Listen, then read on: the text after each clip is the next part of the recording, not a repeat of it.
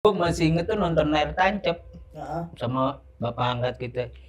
Cuman ada yang manggil dari kejauhan tuh. Oh Pak, udah tahu nama asli kita, nama palsu kita tahu. Gue pakai ikut tuh. Ikut. Nah kan kita bilang kita nonton film Susana semua kita nonton kan. Betul. Ah ini sih mimpi. Bopak tabuk lagi sampai merah. Sakit. Wah bukan mimpi nih gitu. Ngikutin standar melukis kayak koas kan. Lama-lama tuh kan koas lagi jadi pakai tangan gitu. Ceret. Terus tapi pas Bopak lihat bingung. Kok abstrak tapi berbentuk gitu. Cuma serem. Kami geli sama ente gitu, 9 bulan kita nggak nyampur. Wah kasarnya, lebih membela orang itu dibanding itu. Sampai kadang kita mau, kayaknya gue harus mundur deh gitu. Nggak bisa nih gue diginiin terus nih. Tapi satu sisi, ini bukan dia gitu. Nah faktanya lagi pada saat kita ngecek rumah di Bogor. Dia ada feeling. Ya digali deh ya di depan tuh ada apa sih ya. Nah kebetulan ada kakak kan. Tapi kamu sempet nolak, gak usah. Udah tak usah. Enggak, tapi harus juga sempet ribut deh. Itu kan bisa belakangan, tapi tuh gali aja sekarang. Teror-terornya masih ada sampai sekarang atau udah enggak? Hah? Lagi datang.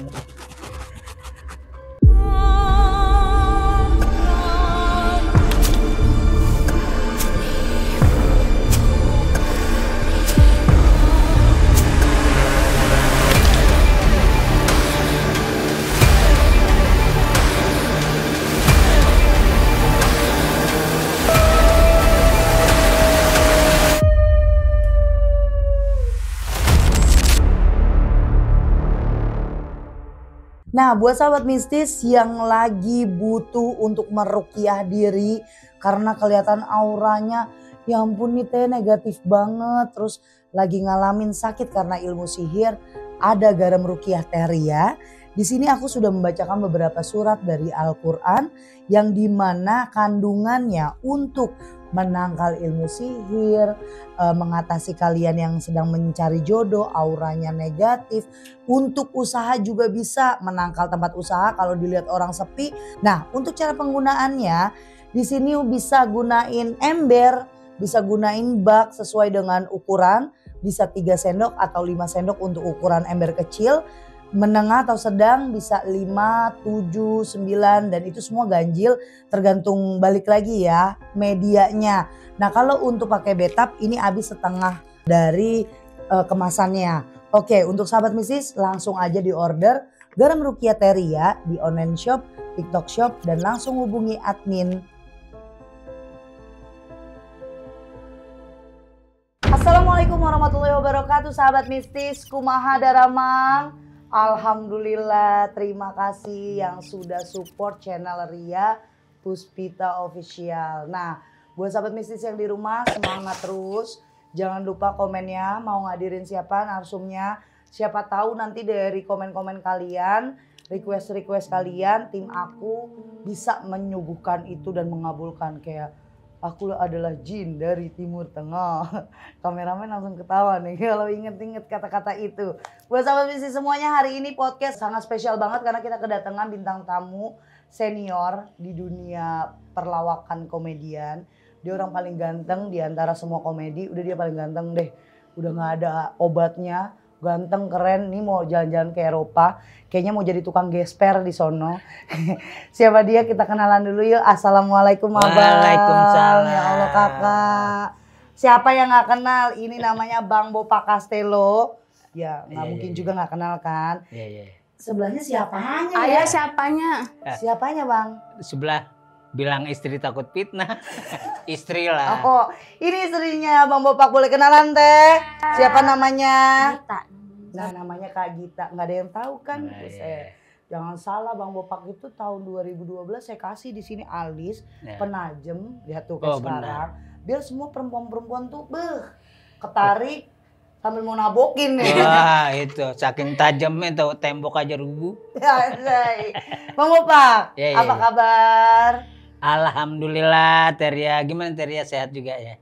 Alhamdulillah makin besar. Masya ini. Allah, mudah-mudahan program ini naik luar biasa ya. Amin, ya Allah kabul. Yang ibaratnya kita dulu terpuruk dalam dunia yang kita nggak jelas. Betul. Akhirnya kita hidayah dapet, ternyata Allah sayang sama kita. Ya nggak? Betul Bang, dari hitam Ternyata nggak yang selalu melulu mentok, dikasih jalan keluar jadinya. Benar, makanya kan yang paling indah itu pada saat kita di kubangan, ya kan, daripada kita di laut yang bening. Nih nggak? Kalau di kubangan kita punya cerita, kalau di laut bening kita nggak ada cerita, paling ubur-ubur. Ubur-ubur ikan lele, Bopak Castello le. Bener sih, Iya kan? bener itu jawaban yang selalu aku kasih tahu ke orang kalau nggak ada Ria yang dulu, nggak ada Ria sekarang nggak bisa punya cerita hidup, Betul. nggak ada manfaatnya. Setidaknya saya mau ada manfaatnya walaupun sedikit, Bang Bopak. Ya. Nah kegiatannya apa nih Bang Bopak sekarang? Alhamdulillah kita sama keluarga kalau lagi libur kayak begini-gini nih sama keluarga paling kita jalan-jalan ke Eropa ya. Kameramen udah nggak kuat nahan ketawa aja. Ke Eropa ya. Ya paling ya kalau istri anak paling kita main ski ya kan. Mereka main ski kita keseret. Ski dia yang keseret. Oke ski. Nih temanya kali ini sama. Iya. Sama aja nggak bisa jauh-jauh. Kenapa sih kalau pelawak itu diajak ngobrol nggak bisa gitu ya? Keluar jalur di situ aja dia. Bisa sih serius. Cuman kan yang bikin gak serius kan Teria sendiri. Bang Bopak sama Kak Gita. Ya. Di luar sana itu mungkin Kak Gita yang nggak terlalu disohor orang. Ya. Karena kenapa tuh? Nggak boleh diketahui banyak orang kalau ini istri Bopak loh gitu. Kalau Bopak pribadi tuh mengagumi istri ya, walaupun dia lebih muda dari Bopak, beda 28 tahun. Tapi kita respect dia itu punya pendewasaan yang luar biasa buat Bopak. Mungkin kalau tanpa Gita, mungkin manajemen hidup kita ini tercabik-cabik, nggak terkontrol kan gitu. Tapi setelah kita ada istri, secara manajerial hidup itu istri semua yang tahu. Sampai misalnya hitungan ATM nominalnya berapa kita nggak tahu. Karena kita udah 100% mempercayakan sama istri.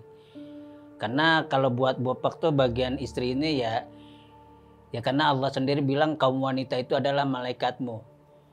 Ya kan? Makanya Ani selalu menghormati malaikat Bopak. Ya kan gitu. Sayang sama istri. Ya enggak lah. Ya sayang lah.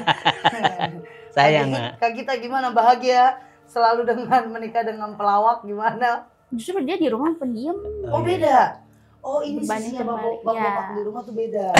Ngobrol pun kita juga Jarang ya? jarang gitu. Tapi Itu jarang ngobrol apa pas kalau di rumah tiba-tiba kena setan gagu gitu? kayaknya dia kena setan. Paling kita ngobrolnya itu kalau udah ada siluman pacet pagi. Beda itu beda. Kalian tahu pacet ya? Iya. Yang nempel nyedotin udah darah. Enggak, kameramen udah pada dewasa. Iya. Kalau udah sebut pacet udah pada jorok semua. Pacet tuh lintah kan? Iya. Nah, Bang Bopak, sisi lain nih Bang Bopak.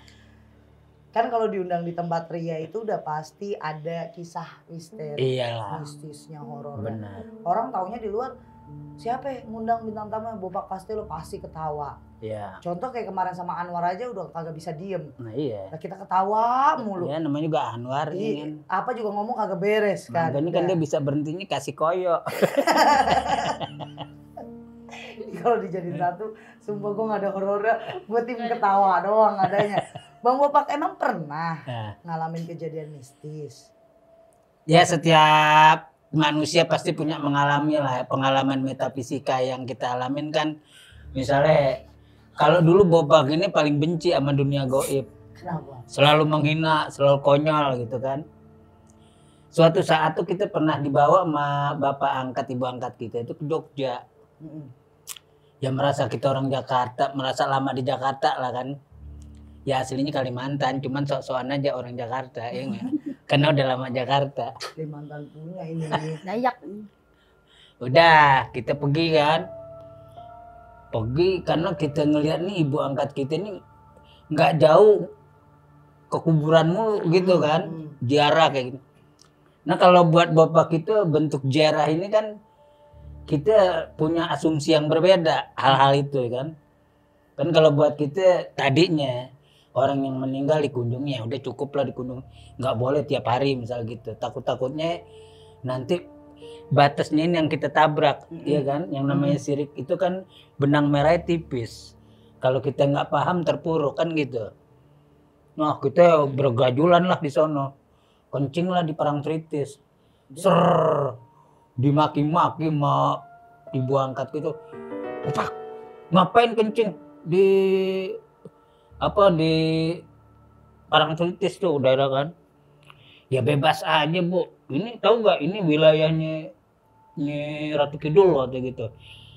Akhirnya kita jawab dengan enteng ini, ibu Nyi Roro Kidul itu kan orang Jawa, bapak orang Kalimantan, mana ketemu. Saking kita konyolnya ya. Nah dulu kan di Parangtritis tuh nggak ada hotel, jadi ada rumah yang disewa-sewa tuh. Guest house gitu ya. Kayak guest house. Nah kita nginep. Pada saat nginep itu ada yang datengin. Ya kita anggap itulah ajudannya atau ini kan. Cuman tuh cewek Jawa, orang Jawa cakep, pakai kembennya tuh warnanya lurik, batik lurik hitam gitu dan khusus. Wah kita teriak sekencang-kencangnya kan, karena disuruh ikut gitu. Mungkin tinggal ikut, kita teriak sekencang-kencangnya sampai itu yang namanya keringat tuh udah segede jagung. Waduh saking takutnya. Nah yang di sebelah ini kan adiknya dari ibu angkat kita, demen hal-hal yang sifatnya mistik lah ya. Ada apa Pak? Dia kayak tahu gitu gini-gini. Nggak ada apa-apa ya udah. Nah udah pas pagi tuh kita saking takutnya tuh masih ingat Bapak tuh di kuburan Penembahan Senopati tuh kan ada tuh di Parangtritis tuh batas-batasnya tuh di sini deh antara pertemuan pocong. Gue juga kaget tuh. Jorok lagi lah tuh. Aduh. Astagfirullahaladzim. Nah udah dari situ akhirnya kita minum terus tuh saking ngilangin takut. Itu lagi posisinya tidur apa bangun? Enggak, udah pagi. Oh. Cuman kalau malam kita teraksukin karena ketemu ngundang gitu kan. Karena yang saya ingat Bapak pada saat itu tuh pas lagi acara skatenan tuh. Skatenan kan kalau istilah kita nih Maulid Nabi. Iya. Jadi skatenan ini kan perpaduan Islam sama Kejawen tuh, dikomben, di mix. Ya nggak ada salahnya lah kan gitu. Memang kan tradisi Indonesia kan gitu. Akhirnya udah kita ngilangin tuh minum tapi nggak mabok-mabok saking takutnya. Iya kan? Malam lah nongkrong. Rame tuh Parangtritis. Bobok masih inget tuh nonton layar tancap sama bapak angkat kita. Cuman ada yang manggil dari kejauhan tuh. Pak, udah tahu nama asli kita, nama palsu kita tahu. Sampai tuh kalau seingat Bapak tuh Bapak pas suruh memandang lautan, suruh semedi gitu. Cuman Bapak tabok berapa kali pipi, ini bukan mimpi nih. Itu Bapak lihat Parangtritis tuh sepi udah. Cuman yang ada Bapak sama lautan itu. Nah dari kejauhan itu kita lihat tuh semacam kayak kereta kencana gitu, warnanya masih hijau-hijau menerang gitulah. Dan posisi Bapak pada saat ngelihat itu Ibu Ratu itu mukanya cakep. Nah kalau gambaran dari Basuki Abdullah kan agak kejawa-jawaan. Padahal kalau yang aslinya kan dia lebih ke muka-muka Timur Tengah gitu. Kayak orang-orang Libanon, cakep putih gitu. Cuman matanya tuh kayak berbicara gitu. Ya, makasih ya Bang. Nyai. Nyai. Nyai. Iya kan? Dia. Akhirnya nih so ganteng nih. Nah udah dari situ Bapak ikut tuh. Ikut, nah kan kita bilang kita nonton film Susana semua kita nonton kan. Betul. Ini sih mimpi. Bapak tabuk lagi sampai merah. Sakit. Wah bukan mimpi nih gitu. Tapi jelas Bang. Tapi jelas sampai kita ngeliat tuh jembatan manusia. Percis kayak di film minta-minta tolong kayak gitu. Nah disitulah dialog Bapak tuh nanya, Bu kenapa nih orang-orang di begini kan dosa, kayak kita nggak punya Tuhan kayak kita bilang gitu.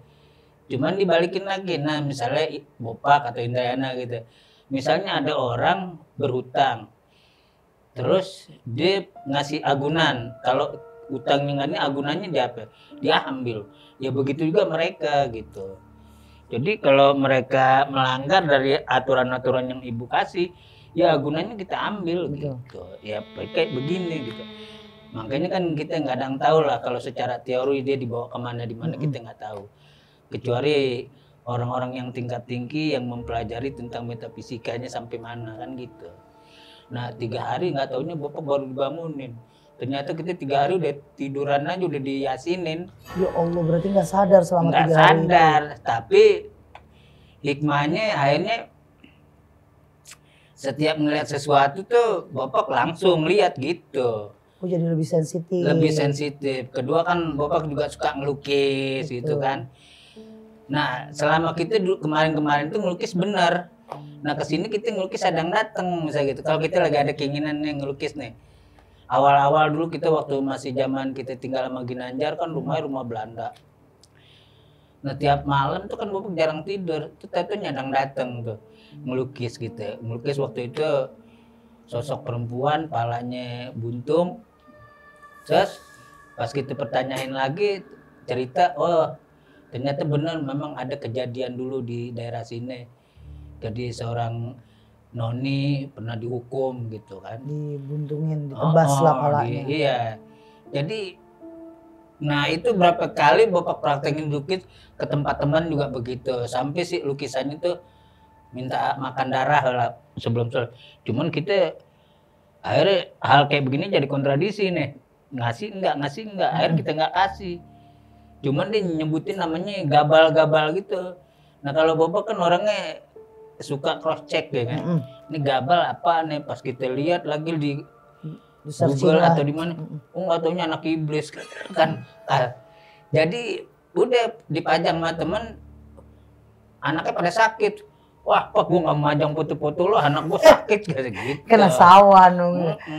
Soalnya kalau misalnya satu lukisan itu dilukis lagi sama Bang Bopak sekarang bisa? Bisa. Nah kan lukisan banyak di rumah sisa-sisa. Oh masih ada? Masih. Banyak. Kalau ngelukis itu memang tuntutan dia minta atau memang? Minta, dia minta. Cuman kalau nggak diselesain badan kita kayak digendong. Iya benar. Berat benar. Tapi alhamdulillahnya kita selesai. Misalnya kita dari koas nih, udah ngikutin standar melukis kayak koas kan. Lama-lama tuh kan koas lagi jadi pakai tangan gitu. Terus tapi pas bapak lihat bingung. Kok abstrak tapi berbentuk gitu. Cuma serem sampai mata suka kayak gitu. Nah itu jadi berapa teman yang nyimpen lukisan bapak pernyataannya sama semua gitu. Jadi bukan bapak mengarang pembuktian. Iya. Tapi dari teman-teman sendiri yang ngomong, itu lukisan yang terbelenggu itu mana? Ada teman kan, wah udah gue bakar Pak, anak gue sakit 3 minggu katanya, pucat kata ketakutan kata. Terusnya ada lagi teman sini begitu juga, dibakar-bakarin lukisan. Kalau bapak kumpulin sih lumayan bagus juga. Coba lukisin saya begini. Kalau ngelukis sekarang bisa nggak? Tapi ngelukisin ini. Oh gitu. Ini. Ya sekarang kan beda orang yang datang. Kan ini perempuan Libanon tadi iya. katanya. Tapi matanya udah berubah ya. Iya, ya mata saya emang suka begini. Gitu. Nah soalnya Bang Bopak nih, aku tanyanya ke sisinya Kak Gita ya. Sensitif nggak Bang Bopak? Sensitif. Banget ya. Pernah kesurupan atau apa pernah? Pernah aja kesurupan pernah. Cuma sekarang dia ngelukis, kita kadang itu ya. Ada ngontrol. Kalau kata lagu dangdut duet gitu kadang kita ya. Duet. Aku yang memperjelas, dia yang tambah ininya gitu. Oh, dia featuring antara suami sama istri. Iya gitu. Yang satunya tukang lukis, yang satu tukang ngabisin di lukis. Tapi Peka dia. ini dari apa? Karena kita ini kan berangkat komedi kan. Banyak yang angkat gini jarang kita mau. Karena gini, banyak ada pelukis-pelukis gitu kan, setiap pelukis tuh kalau yang gaib tuh kan pertanyaannya gampang. Kalau lu bisa ngelukis, merem pun bisa ngelukis. Sama juga kita main gitar. Tahu gripnya, merem pun bisa. Tapi kalau sesungguhnya melukis hal-hal yang sifatnya mistik, kita lihat langsung itu beda gitu energinya. Kedua, colornya itu, komposisi warnanya itu kadang-kadang suka dia yang minta. Jadi kayak di otak kita tuh dia ngatur. Iya. Jadi suara kayak berat gitu dia tuh, kita dengerin. Terus kita tinggal ngikutin. Pas sudah sadar baru lemes gitu. Nah makanya kita menghindari itu. supaya kita kita kan orang komedian, kalau itu bagian dari pengalaman hidup gitu. Yang ya pokoknya yang dari ya beginilah, kita punya sesuatu pengalaman yang sifatnya absurd ya, orang lain nggak bisa, cukup kita yang tahu kan gitu. Kan memang kalau dalam hukum kita ini, kalau kita bercerita berlebihan dianggapnya utopis, ya nggak? Berhayal yang nggak jelas, ya kan? Berhayal yang tidak bertanggung jawab. Tapi di sini memang buat pelajaran diri kita supaya kita respect sama diri kita, bahwa Allah itu memang benar menciptakan itu alam kasar dan alam halus. Cuman metode kita kadang-kadang pemuka agama tuh suka membiaskan itu. Padahal kalau sejujurnya kita saling berbagi antara alam sama diri kita. Ini selain ganteng, pinter juga Bang gue ya. Itu dia. Selain ganteng, keren, udah paling ganteng deh di dunia nyata gitu. Iya kan? Bener, bisa masuk gitu. Saya nggak nyangka Bang bisa seserius ini. Oh gitu ya? Iya, dan itu jarang ada orang yang bisa pikiran sejauh itu. Oh gitu ya? Metafisika, ilmu Islam, memang ilmu yang sudah ada wadahnya. Terus sama ilmu alam. Itu dicampur sama Abang, tapi buat satu kesatuan bagi Abang ngasih tahu ke orang tuh jadi masuk. Kalau semuanya ini dijadiin satu tuh ngalir, sebenarnya nyambung. Cuma otak-otak orangnya aja kadang-kadang otak-otak kan ya. Ya nggak jauh beda kayak gini lah kita. Sekarang kan lagi rame kan Syekh Siti Jenar lah. Iya benar. Di fase zaman wali salah. Iya. Itu dalam arti salah kan secara individu antara ulama. Karena ilmunya terlalu tinggi. Betul, karena kan posisi Indonesia itu Islam masuk itu kan kita masih mencari. Udah gitu tingkat kita ilmu-ilmu dulu tinggi. Makanya pendekatan-pendekatan kalau yang dilakukan sama Syekh Siti Jenar, udah Indonesia tuh banyak yang sakti kan gitu. Karena bukan itu yang disuruh wali itu mengajarkan, jangan itu dulu yang dibimbing. Yang penting kita bimbing fikihnya dulu nih. Kalau ini kan gitu, kalau Syekh tuh langsung ilmu gaibnya nih, laduninya yang diajarin. Bisa jadi pemikiran Syekh Siti Jenar juga merangkai dari pemikiran al-halat, ya kan? Misalnya Allah ini menunggal sama kita gitu, bersatu. Tapi kalau kita lihat dari konotasi bahasa, setiap orang tuh harus bisa melakukan kayak gitu. Betul, harus. Kita nih kayak tahu saja jauh lah, sinyalnya kan udah ada. Wanita itu adalah malaikat, itu Allah langsung yang ngomong. Pada saat si bayi mau keluar, siapa yang jaga saya? Malaikatmu. Siapa malaikatmu? Ibumu. Kan gitu. Tandanya apa? Sinyal dari energi orang-orang halus bisa bermanfaat pada saat kita bisa paham hidupnya dia, kan gitu. Kecuali kalau kita nggak paham, kita dijajah. Ya kan? Kasih kembang kita ngikutin. Kasih makan ini diikutin, yaitu kemauan gaib kan gitu. Benar. Tapi kalau kita berbagi, nggak ada salahnya, nggak melanggar ajaran Islam yang begitu. Ya jadi kajian ini kan berapa ulama, ada yang pro, ada yang kontra, ya kan. Nggak jauh beda perbedaan gini lah kalau kita cari hidup. Lo megang Imam Malik apa Imam Syafi'i kan gitu. Kalau Imam Malik lo cari rezeki, hanya Allah yang memberikan rezeki. Jadi kita pasrah, nanti Allah yang kasih. Tapi kalau Imam Syafi'i kan beda. Ada seekor burung, kalau dia disangkarnya apakah dapat makan? Dia harus keluar itu burung.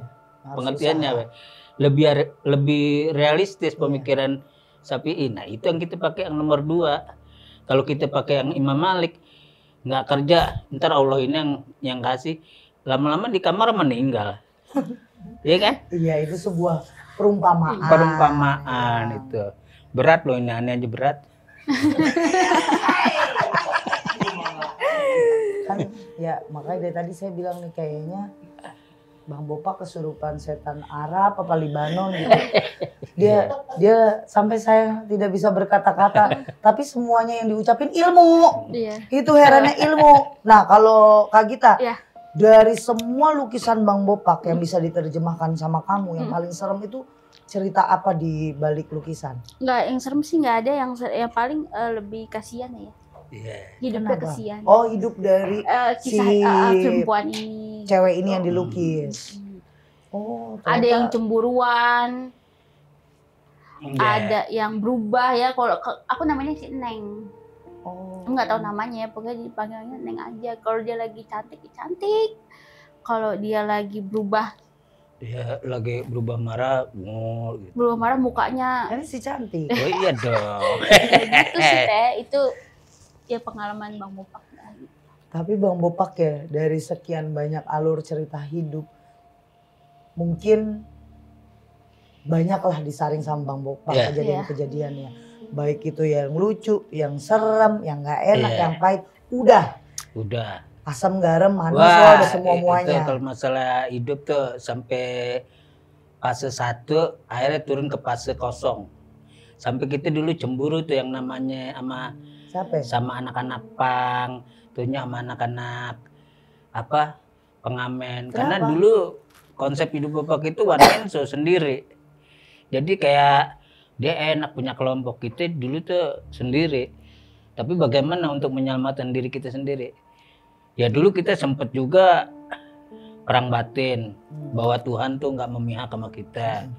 Sampai sempet kita dulu ibarat kata nih, ikut bapak angkat misalnya orangnya Nasoroh lah ya, di luar dari agama kita ya Nasoroh misalnya. Dia makan babi kita ikut babi, kita makan anjing kita makan anjing. Sampai bapak angkat kita bilang nih, oh Pak, anjing kau makan, babi kau makan, nanti ku babis kau jadi Hendrik kan gitu. Tapi kan kita ngejawabnya boleh Pak, asal mata Bapak keluar air matanya darah kan gitu. Dari sinyal pembicaraan kita dia paham. Nah semenjak itulah kalau kita lah ajan nggak sholat kita diomelin sama dia gitu. Jadi pendekatan kita walaupun beda agama tapi kita melihat dari sisi manusia ternyata itu indah kan gitu. Tapi kalau kita lihat dari sisi agama nanti lo akan berperang dengan golongan. Tapi kalau kita lihat dari sisi manusia siapapun agamanya apapun itu saudara. Betul. Tapi kalau kita melihat agamanya misalnya Bapak Islam, akhirnya Bapak berpikir sempit golongan doang. Wah orang-orang Islam harus begini harus begini. Padahal Nabi sendiri kan warisannya memanusiakan ajarannya, memanusiakan orang lain siapapun orangnya kan gitu. Siapa tahu pada saat kita memberikan cinta sama orang yang gelap tiba-tiba dia terang kan gitu. Masya Allah, Iya. aduh hai banget. Iyalah.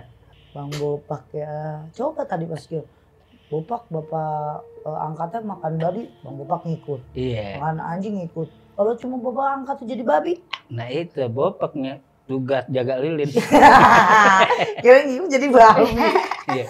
Ya jadi intinya pada saat kita nggak punya pegangan dalam diri kita akan kejajah sama lingkungan. Betul, betul. Tapi kalau kita udah respect 100% sama diri kita, tentunya tempat ngadu kita bukan ke manusia, ke Allah. Nah sampai sekarang kan Bapak hidup, Bapak aja nggak berpikir Bapak punya rumah. Bapak aja nggak berpikir Bapak itu punya kendaraan, ya kan? Bapak nggak berpikir punya istri yang baik. Tandanya apa? Kita pada saat kita lagi dijolimi, posisi dijolimi sama teman, sama lingkungan, sama apapun, kita ikhlas, ridho, Allah tuh ngasihnya 2 kali lipat dari pikiran kita yang sebenarnya. Allah, benar. Ya kalau kita bicara mau nangis ya Bapak nangis. Karena dulu kayak kita ditendang sama orang, disepelekan, tentunya kalau kita mau makan lemari makannya ditutup, tentunya belum lagi teguran itu ngapain sih kok nginep sini lama banget misal kayak gitu. Mungkin teman Bapak asik, adik-adiknya atau ibunya kurang asik kan kita dengerin hal kayak begitu semua, tapi kita ikhlasnya gini, ya emang gua numpang, ya wajar dia mau ngusir gua kan kayak gitu. Tapi Allah memberikan kita yang luar biasa sampai kita balik lagi ke teman-teman kita SD, SMP. Allah memberikan kita ini 80 derajat rezeki lebih bagus dari teman-teman yang seangkatan Bapak. Ya kita sih nggak nyela ya, ini realita hidup aja. Minim ada yang kang ojek, padahal mereka dulu sekolahnya kayak apa. Makanya teka-teki Allah itu jangan dipelajarin tapi dijalanin. Betul. Ya kan? Betul. Ya kayak Teria Betul. nggak berpikir bisa ketemu Bapak, bisa diskusi kayak begini. Iya. Kalau Allah tidak membebani Teria dengan perkara ternyata Teria kalah, bukan bicara kalah atau menang, tapi teguran Allah Itu. langsung. Hidayahnya di situ. Nah, hidayahnya. Jadi jangan berpikir, oh gue kalah sama orang ini, gini. Bukan, Allah negor kita. Tandanya Allah tuh sayang. Iya kan? Iya, Wabillahi masih taufiq wal hidayah. belum. Oh, belum. belum selesai. Kita mau bukain pintu aja ini. Ya, kalau perjalanan hidup Bang Bopak di masa lalu itu Iya. pernah nggak sih ada jalurnya ke ilmu hitam? Kayak contoh abang dikerjain orang atau pernah disakitin tapi jalurnya ilmu hitam sedikit aja. Ya secret lah. Yang paling kita nggak mau. Secret, Yang penting rahasia. kita nggak nyebut Nama. nama. Bener. Memang dulu kita punya komunitas manajemen. Dulu tuh Bopak itu tipe orang yang respect sama orang tuh 100%. Karena begini, kenapa Bopak respect sama seseorang itu 100%? Karena kita merasa lu lah yang mengangkat derajat gue. Karena Allah menciptakan gue jadi begini dari tangan orang lain, akhirnya jadi kita gitu. Wasilahnya kan kayak begitu. Nah cuman kepercayaan itu kan disalahgunain sama dia sendiri, tapi kita juga tidak marah, tidak menuntut. Nah semenjak kita nikah punya anak satu, posisi kita itu ya kita kalau bicara nggak ada uang itu kan bullshit kan. Karena waktu itu kita masih stripping panjang. Betul. No, tiba-tiba kok kita nggak bisa beli susu anak. Tiba-tiba kok kita marah pada saat poinnya sama istri. Dan kita kalau ketemu sama dia luluh lagi gitu. Sampai itu dulu kita setiap bulan cuma dikasih 3.000. Padahal duit kita ratusan pada saat itu gitu. Cuman kita dikasih 3.000, kadang-kadang 2.000. Kita beli susu tuh susah. Sampai dia juga nggak ngadu sama mamanya, sama bapaknya kan gitu. Tapi ya yang kita banggainnya tiap hari dia, Bopak pun nggak tahu. Kita kan ini aja cuek aja. Dia tiap hari ngaji, baca yasin, tuhnya airnya, ya minumnya. Nah, kita nggak sadar minum terus tiap hari. Tapi semenjak kita minum demi Allah Rasulullah tuh kita ada perubahan. Ada yang sadar gitu. Nah dialog terakhir kita sama dia itu, gue pas lagi acara bintang tamu salah satu stasiun TV di Tran lah ya, ketemu lah dia kan. Ya kita kan nggak boleh nyebutin TV-nya. Kalau Tran kan karena kelepasan, ya kan. Tuhnya acaranya juga nggak boleh disebutin, brownies waktu itu. Sama almarhum. Lo jaga istri gini-gini, ada yang akhirnya kita balas lagi. Nah kita tuh udah mulai agak sadar pada itu. Biasa kita luluh, ini kok kita bisa kuat. Ya aneh juga, kan aneh ngomongnya aneh ya kan sama dia. Aneh juga begitu, bini aneh lecet aja tuh resikonya berat, aneh bilang. Orang kayak aneh itu kalau ngadepin lo, ngebalasnya senyap, bukan ngomong, aneh gituin. Aneh ngebalasnya senyap, 2 kali senyap gitu bilang. Mantap. Ya kan? Akhirnya pas berapa hari, ntar habis brownies gue ke rumah lo. Pas kita lihat di kondisinya, kita sebagai manusia nih kita hadepin dia. Padahal kita sebetulnya dendam banget. Karena Emosi dulu juga ya. kita tugasin dia cross check keuangan tahun ini gitu. Nah kita ke rumah, kita mau marah, kondisi dia lagi dalam keadaan papa ya nggak? Sakit. Sedih, kaki udah suka, kita peluk nangis sampai kita giniin, lu kan gua ada duit, kenapa lu nggak ke rumah sakit, gitu-gitu. Pokoknya lu sama gue tuh misalnya siapa yang meninggal duluan, kita bilang nggak taunya dia duluan yang meninggal. Nah Allah lebih sayang kita masih dikasih sehat. Tapi Bopak sama Teria atau sama istri sekarang ya kita tetap, kita semuanya kita ikhlasin. Apapun yang pernah kejadian sama Bopak, kita nggak ada dendam. Yang jelas impactnya ini istrinya luar biasa, kayak kita digiring sama Allah. Akhirnya kontrak gitu kok tiba-tiba dikasih lancar gitu, jadi nama Bopak gitu. Dan itu masih ada sisa ya sekian M lah gitu kan. Mana? Terselamatkan. Bagi. Udah dikirim ke Swiss lah. Nggak jadi gitu teh. Udah terselamatkan, uang segitu tuh udah terselamatkan. Lahirlah anak kedua kan, karena kita waktu itu sah deh tuh. Suami istri dengan secara negara, ya nggak? Tanggal 10 bulan 10 2010. Masya Allah, mantap betul.